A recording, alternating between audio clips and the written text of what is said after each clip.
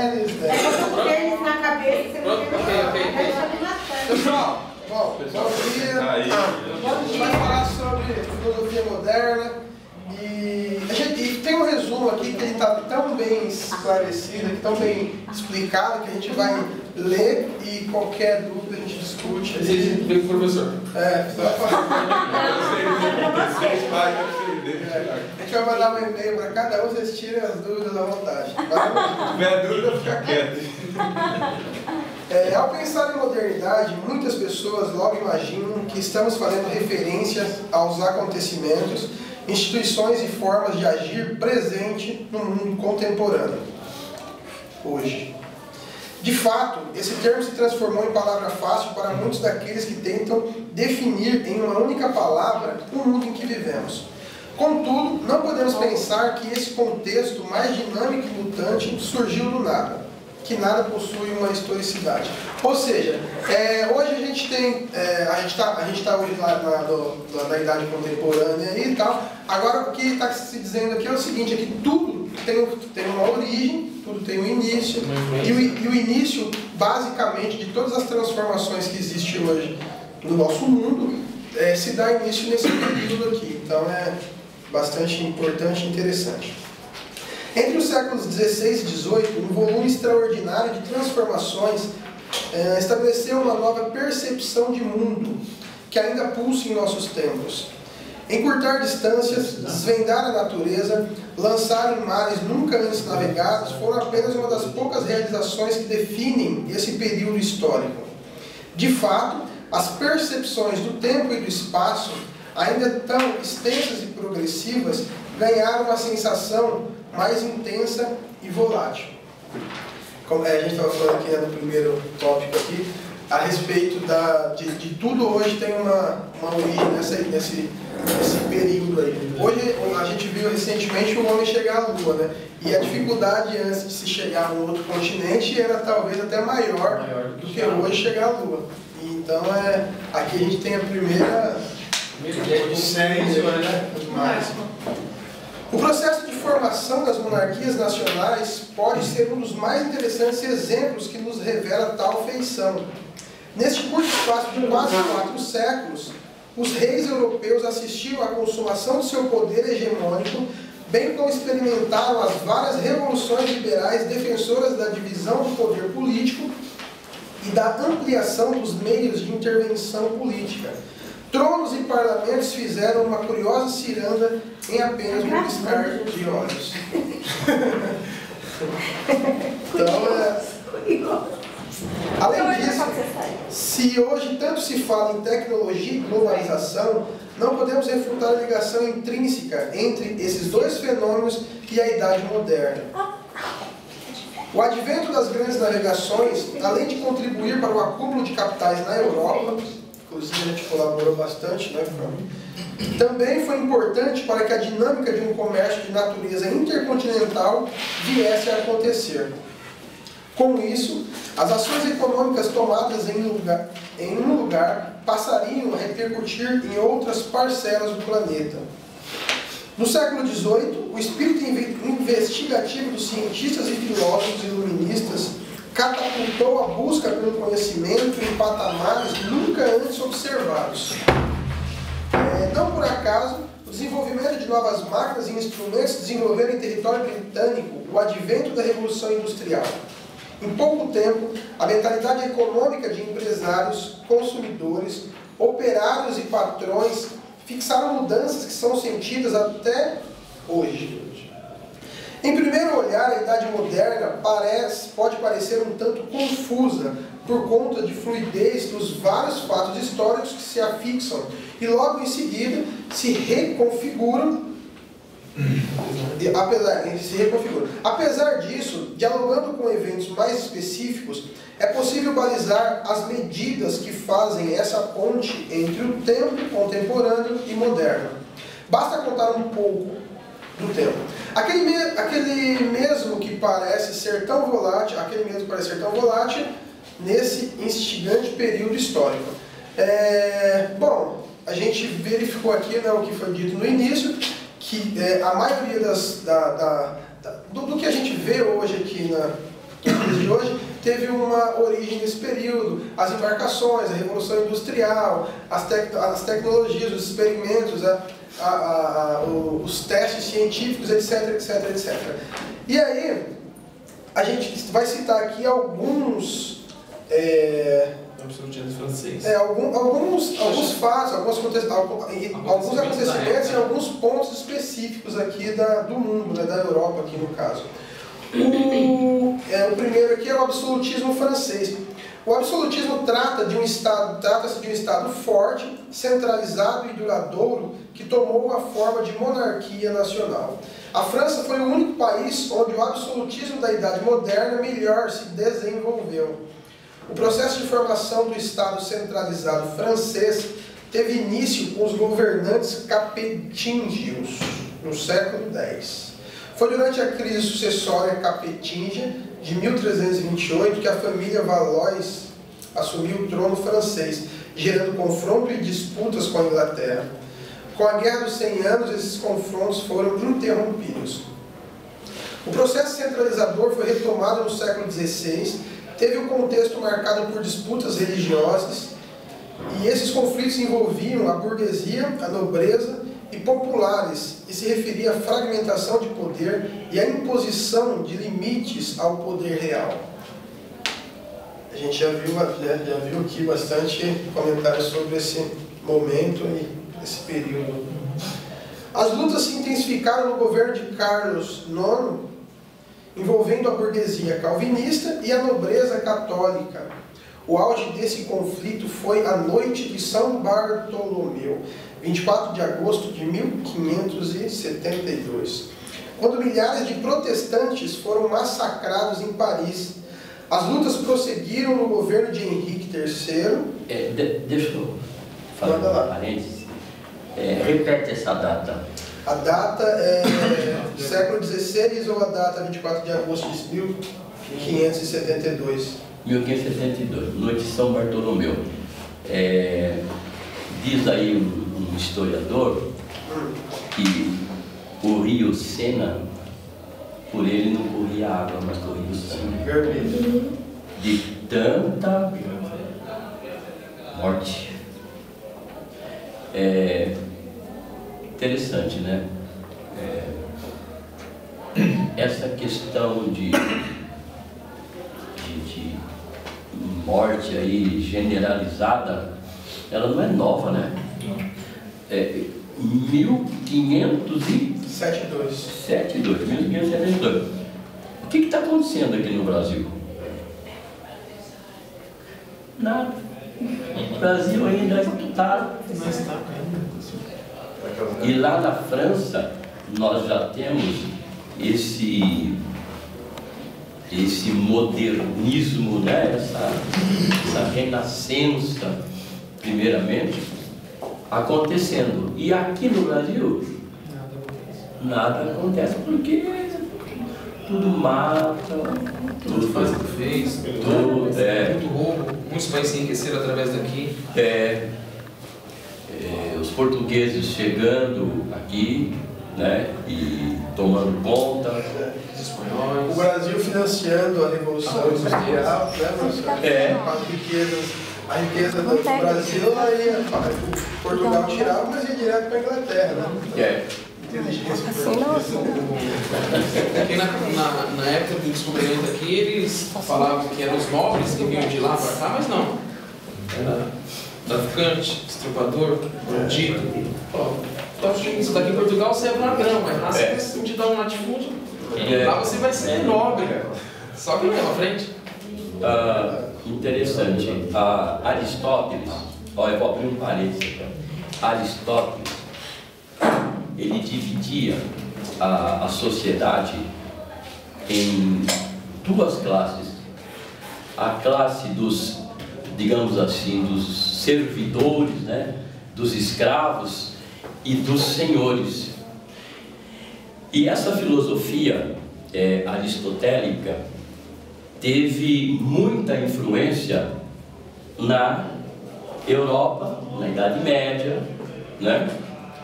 E eles e quem veio para o Brasil veio com essa visão de senhor, daquele que manda. Então, porque Aristóteles propõe que a humanidade, que o ser humano é assim, o Estado, no Estado, né, é assim, há os que mandam e há os que fazem, né? Então eles vieram aqui como alguém que manda, conquistando e levando as nossas riquezas.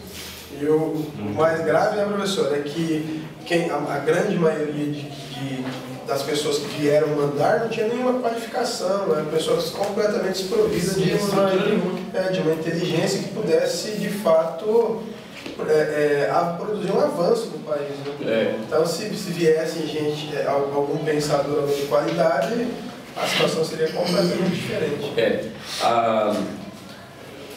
Os Estados Unidos, eles foram também colonizados quase na mesma época. Só que a visão de quem colonizou os Estados Unidos da América do Norte foram para lá com uma missão, né, de fundar ali uma sociedade nos moldes cristãos, né, com princípios diferentes desta que Portugal tinha, de mandar aqui para o Brasil os escravos, né, melhor dizendo, os degredados, os prisioneiros, né, que recebiam esta liberdade para vir trabalhar aqui. Então imagine os senhores, né, o sujeito que está longe da família, que está como prisioneiro, e quando está lavrando a terra, ele, em lugar de dizer palavras boas, está proferindo palavras de difícil escalar um acesso, né? Este é um enfoque que se tem, né, da maneira pela qual o Brasil foi colonizado. Passamos por esse estágio. A gente viu em outros trabalhos aí, desse mesmo modo aqui, e a gente pode fazer uma avaliação nesse sentido também. O que acontece? Os Estados Unidos ele foi colonizado por um pai, por exemplo, por uma linha teológica ali que já era reformada. E no Brasil, o contrário do Brasil foi o quê? Veio para cá uma filosofia teológica que ele buscava o quê? Ele buscava exercer um controle sobre as pessoas para um fim pessoal, né? Você vê que a gente viu vários trabalhos aí, isso daí, que a religião foi usada num determinado momento ali, justamente, simplesmente ali, para botar um cabresto na população. E quando você viu, por exemplo, essa revolução teológica, que o protestantismo aí, por exemplo, que quebrou toda essa linha de controle, por exemplo, e a Inglaterra levou essa linha de raciocínio para os Estados Unidos, aí você vê o exercício da liberdade religiosa, etc., né? Toda essa filosofia aí, em contraponto com essa outra antiga. Esta visão de cidadão, né? Esta cidadania faz diferença. Ou a liberdade, né? A liberdade de você escolher por onde você vai caminhar, e não um capricho ali que bota você na lama o tempo todo. Concluindo aqui então, depois da banho de sangue aí, né? Quando milhares de protestantes foram massacrados em Paris, as lutas prosseguiram no governo de Henrique III, só que agora envolvendo Henrique de Gisers, nobre católico, e Henrique de Navarra. Os partidários do nobre protestante saíram vitoriosos da Guerra dos Três Henriques. Dessa forma, inauguravam a dinastia Bourbon. No governo de Henrique IV ocorreu a pacificação do país, com a conversão ao catolicismo, com o decreto de liberdade de culto aos protestantes, por meio do Edito de Nantes. Porém, nos governos seguintes, aqui o Nantes aqui me fez uma... Deu uma balançada. A gente passou por lá nessa época, minha família, né? Porém, nos governos seguintes ocorreu a retomada dos conflitos, ocasionando o declínio da França e a ascensão da Inglaterra como potência europeia. E também, como potência, também alavancado pela Revolução Industrial, né, professor? Por todo aquele processo que... É verdade. Vou falar sobre a filosofia da Renascença. Os ataques contra a filosofia das escolas alastraram-se por toda a Europa, assumindo a feição de uma verdadeira ofensiva geral. O movimento de ideias, conhecido pelo nome de Renascença, é caracterizado na literatura e nas artes por um esmerado cultivo da forma e por uma admiração exageradamente entusiasta da antiguidade pagã. Apresenta-se em filosofia como uma reação hostil, cega e violenta contra as tendências medievais. Por toda parte, os filósofos mediocridades, na maioria de pequena envergadura, não fazem senão impugnar, criticar e destruir as antigas doutrinas, sem vingar, construir uma síntese duradoura. A desorientação geral do pensamento é manifesta. Uns deprimem sem critério a autoridade de Aristóteles, outros, sobremaneira, a elevam. Estes exaltam a fé, a ponto de descrerem da razão. Aqueles divinizam a razão, renegando a fé. Alguns, enfim, como conciliaram os desvios da inteligência com as exigências da ortodoxia, recorrem à esdrúxula teoria das duas verdades. Em tudo há falta de unidade, exagero e excesso. O caráter mais saliente da filosofia moderna é a independência excessiva de qualquer autoridade, o menosprezo completo da tradição científica inaugurada por Descartes, pouco depois que a reforma protestante proclamara o livre exame e a autonomia absoluta em matéria religiosa, num tempo em que os ataques da Renascença haviam desprestigiado as teorias tradicionais, a filosofia moderna rompeu definitivamente com o passado. Os seus representantes julgaram-se no dever de construir desde os alicerces sistemas inteiramente novos. A instaura, Tio Magna, abre imes judamente de Bacon, tem sido a aspiração de quase os filósofos posteriores. Quanto ao conteúdo doutrinal, são as questões metodológicas e psicológicas que preocupam os pensadores. Depois de Kant, a criteriologia assume excepcional importância, o aspecto filosófico dos problemas sociais e também pelos objetos de largos estudos. Distingue-se ainda que a filosofia moderna da escolástica, pela sua separação completa, não mais simples distinção da teologia, a qual muitas vezes é abertamente hostil, pelo uso das línguas vulgares, que aos poucos substituem a latina, usada ainda pelos primeiros reformadores, pela multiplicação extraordinária dos centros de cultura, com a quebra da unidade doutrinal. A França, a Inglaterra e a Alemanha são os focos principais de onde irradia o pensamento moderno. Porque tudo que é novo nessa época era como se fosse um baque para aqueles que eram severos, seguiam uma linha reta. O que é anormal, para eles não deveria ser daquele jeito.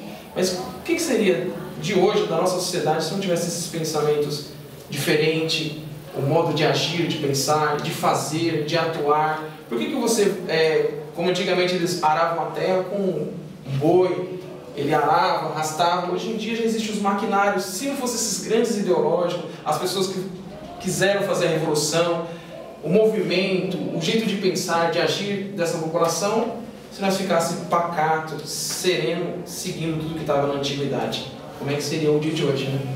A diferença que proporcionou para nós. Às vezes a revolução tem que vir, mas tem muitos que não aceitam. Era diferente, né? E ele citou um ponto aí bastante interessante, né, professor, que é o livre exame. Quando fala do livre exame aí, é que antes, por exemplo, do protestantismo, a pessoa que tinha uma fé ali não poderia examinar as escrituras, ele tinha que ser todo direcionado por alguém. E a gente, na outra sala lá, a gente estava falando sobre a escolástica agora, que justamente... E a gente até fez um comentário, né, professor? O que acontece? Lá na escolástica você tinha a visão teológica ali e tal, que era que tudo emanava daquilo, tudo tinha que ser vindo de Deus, etc, etc. Num dado momento, a própria igreja colocou... Só um pouquinho. Professor, eu vou precisar subir lá na biblioteca rapidinho. Professor, desculpa aí por deixar os livros. bom? Obrigada. A própria igreja aí, ela introduziu, ela aprofundou, ela teve um aprofundamento filosófico ali e trouxe várias ciências, né, que a gente discutiu lá, matemática, etc. Vários pontos ali de fortalecimento da formação dos cristãos ali naquele momento. E um dos pontos lá era justamente a retórica, né, que ela produzia toda uma capacidade, aí a pessoa aprendia como, né, conduzir a palavra, por exemplo, no intuito de deixar as pessoas bastante atender exatamente um determinado interesse. E aí quando existe esse rompimento aí, por exemplo, que todo mundo pode ler a verdade absoluta, a verdade é aquela, então todo mundo pode ler, cada um tira uma conclusão. E aí representa, né, a importância. Porque na verdade, esses grandes pensadores